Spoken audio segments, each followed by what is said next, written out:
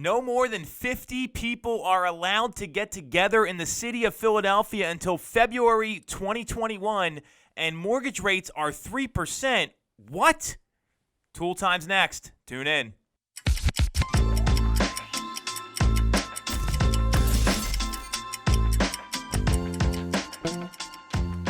So we're back on Toole Time. We are distanced for the record, so everyone can see that. I want to be super clear. We are compliant here on Toole Time, obviously. I'm Tom Toole. She is Jess Lion.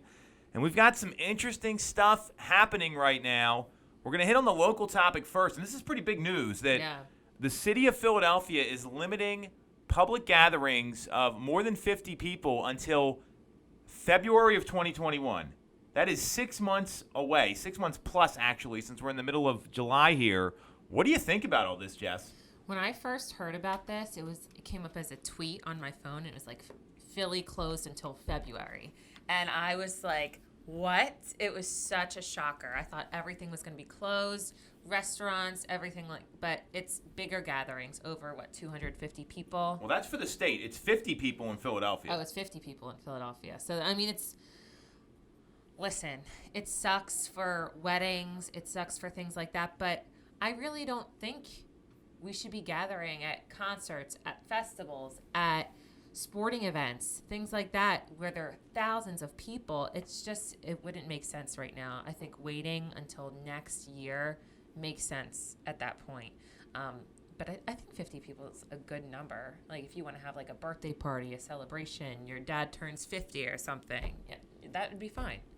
Well, I agree with you on the gathering size. I mean, the bone people have to pick is why make a 6-month ban? We're the only place in the country where that's happening right now because there's a lot of things going on that could change. So specifically, the big news out of all this is Moderna's coronavirus vaccine is ready to advance to the final phase of testing. I heard that. And that to me is the big thing. Because, I mean, if a vaccine comes out, that changes everything. 6 months is a long time. This started in March? Yeah. So we're in starting month 4 basically right now. If I'm doing my math. Let's carry the 1. But we're in month 4 right now. So the fact that there's a coronavirus, COVID-19 vaccine being tested on large amounts of people, if that happens, that would change everything. So I don't disagree with the no large gatherings. Right now, state of Pennsylvania is 250 or less. Philadelphia's 50 or less. I get that. Philadelphia has seen a slight uptick in cases over the past week based on Philly.com's numbers they're reporting. So I understand all that. I just don't know why you put it out that far.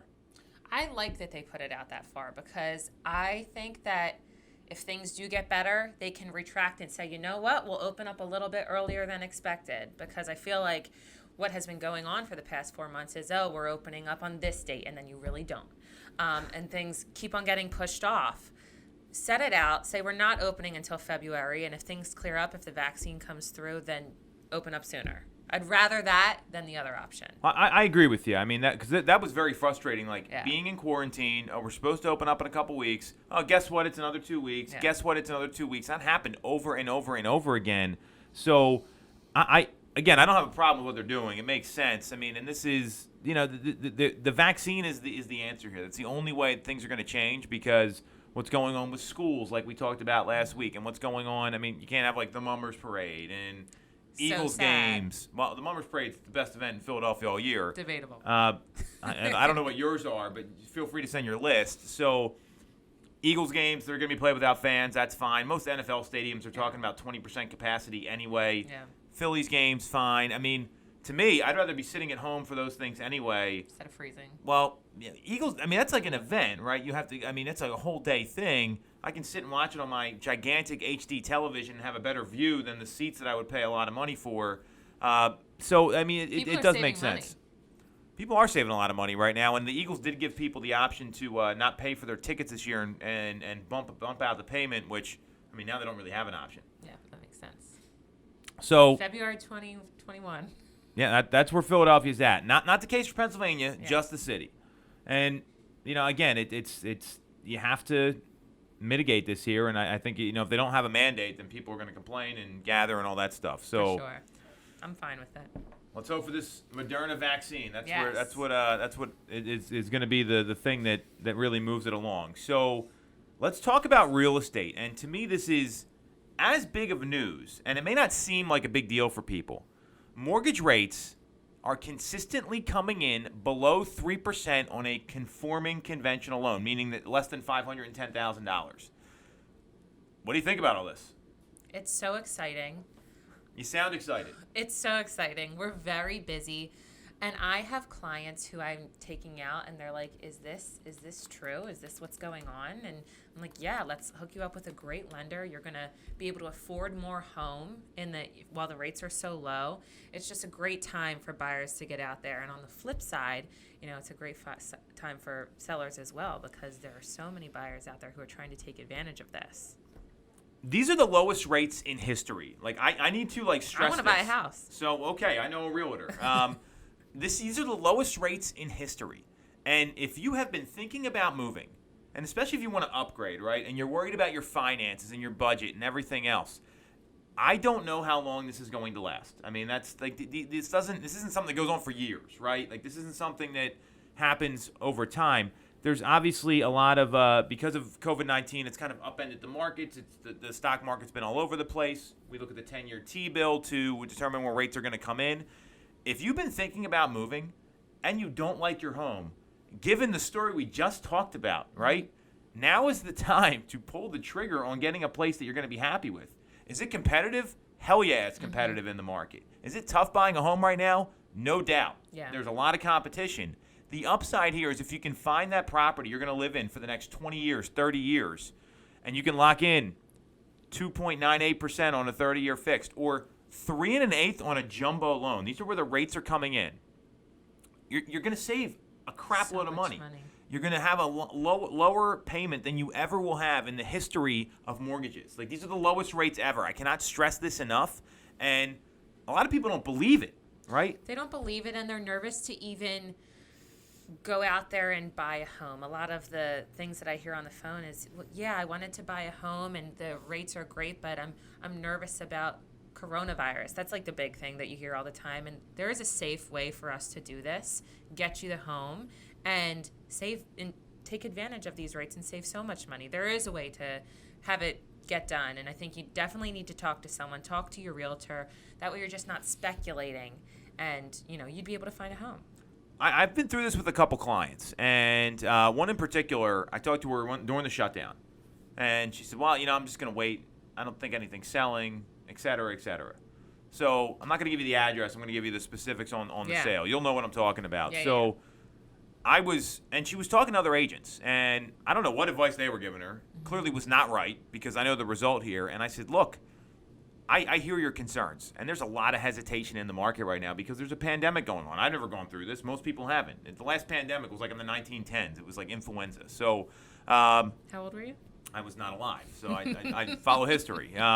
So the point is, a lot of people, my 100-year-old grandmother may have gone through it, and she passed away last year. So the point is that people don't know what to expect, and when you lay out the economic indicators, you got low rates, you got pent-up demand, you have all these things happening, that creates some certainty for people. They need to be educated. Enough realtors don't know what's going on in the economy right now. They just say, hey, it's busy, I'm going to go sell some houses, without understanding the reasons behind it. So when I met with this woman and we did a Zoom call, I still haven't met her in person, and then she was the seller. I walked her through everything, showed her the data. We priced the home what we thought was aggressive. And it ended up selling for $48,000 above the asking price. And we had 6 offers come in. And it was. She said, I'm just going to keep following your advice. No one told me this. And the big driver there was the rates, because it was a home where people were looking to move to get their family in. And it was that kind of property. So that's what people need to realize. These rates are a major factor right now. And there's a way to take advantage on the buy side and on the selling side, and it is real. People are getting them. They're locking these things in, so that's what's got to be happening right now. People need to know this. Like, we have a job and an obligation, in my view, to let people know, hey, rates are this low, and it may never happen again in your lifetime. I think there's a component there, too, when these clients are talking to other realtors, and the other realtors are like, yeah, things aren't selling. I think they're scared of coronavirus or something, or they just don't want to do the business themselves. Did you see the number Tom Ferry put out there? No. 45% of agents ignored their business during the pandemic for 2 to 3 months. Wow. Just stopped, right? And there's too many realtors out there to begin with. That's scary. 45%. I'm not surprised. I was getting like emails back from people that like, hey, due to the state orders of Governor Wolf, I can no longer do my job. Well, that wasn't true. And you're like, great. Well, I was like, let me know your clients because they need to hear what's really going on. Yeah. I mean, but we have an obligation to get this message out there. So you're going to be hearing this a lot from us. You're talking about it on our one-to-one conversations with potential clients. Yep. And we're going to be putting a lot of this out there because people need to know this is a once-in-a-lifetime opportunity. My father's been doing this since 1978. He's never seen rates this low. So don't take my word for it. Take the extra 20 additional years of experience that are out there. I mean, between the two of us, we've been doing this for like 6 decades. It's ridiculous. So the point is, this is your chance. It's a PSA. PSA, historically low rates. You heard it here, and you're going to hear it here again. Cool. So I got an interesting quote in relation to, a little aggressive, but that's me, in relation to what we've been talking about. And it was in our pre-show meeting here, Jess really liked it, which is exciting. So everybody has a plan until they get punched in the mouth from Mike Tyson, the heavyweight champ. What do you think about this? Everybody has a plan until they get punched in the mouth. So I would say no matter how much you do plan, expect the unexpected. Something is going to come out of left field and knock you in the face. And you have to be able to pivot and roll with it and not just get knocked out. Get back up, continue. Otherwise, what was it even for? I equate that quote to exactly what the entire country is going through right now. We just got punched in the mouth. Punched everyone in the mouth. Some people didn't think this was going to have an effect. People thought 2020 was going to be the best year ever. Yeah, well, and you look at businesses and the economy was chugging along and humming at a really good level, and that does a lot of good for a lot of people. And then all of a sudden, March comes, New York City's shut down. New York City's still. I mean, I had an appointment in Philadelphia a couple days ago. I was driving through there, and it's like a ghost town. I mean, it's like really weird. Like, I love it. I mean, well, I get it if you live there, but it's odd, right? It is very odd. So, what I would say to this, you've got a business or you've got something going on in your life, or I mean, there's all these things happening. We all got punched in the mouth by coronavirus. We did. COVID-19 punched the entire world in the mouth. So, what are you going to do about it? Are you going to be upset? Are you going to let fear and overwhelm paralyze you? Punch back. Or are you? Are you going to counterpunch? Right? Yeah. Like, are you going to pivot and see where the opportunities are, no matter what you have going on? And this goes for every aspect of your life. It's not just business, but it's, hey, what are you going to do with your family? Right? Mm-hmm. Like, I mean, who knows what happens with schools? That's something where you need to pivot and counterpunch. What are you going to do about your health? I mean, there's a lot of people that were not exercising and not doing the things they normally do. Are you going to counterpunch? I mean, that's what. Your mental headspace, your mental well-being. People are on edge right now. This has been hard on a lot of people. I certainly have had my moments. Full disclosure. I mean, it's not been great for everybody, and we've had some. I'm sure you have too, right? It's wild. So there's a time frame in there where you're just like, what is happening in the world? Yeah, right now? and I mean, and then you get back to reality. You're like, I'm gonna get through this. Yeah, and so that quote really. I was thinking about this today, and it was just that's so relevant to where we are. So what are you going to do to counterpunch what's happening right now? And this goes to everyone watching. It doesn't have to be real estate related. No, not real estate related at all. I mean, Mike Tyson was the champ. The guy's like 5'9". He was knocking out guys double his size. Catch everyone next week. Thanks for watching. Bye.